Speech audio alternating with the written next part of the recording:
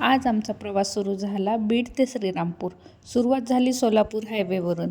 रस्ता मस्त आणि हवाई भन्नाट. बीड शहर सोडलं आणि बायपासने पुढे निघालो. गेवराई, चापडगाव, बोदेगाव पार करत करत आम्ही पोचलो शेवगावमध्ये. शेवगावच्या फाट्यावरून वळालो आणि नेवासा रोडकडे लागलो.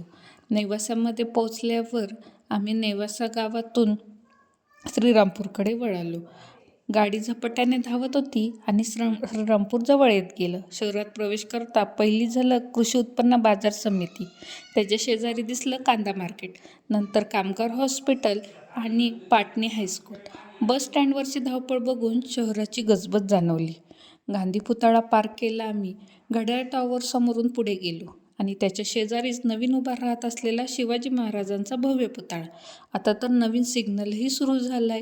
श्रीरामपूर बदलतंय, वाढतंय आणि ही प्रगती बघून खरंच छान वाटलं.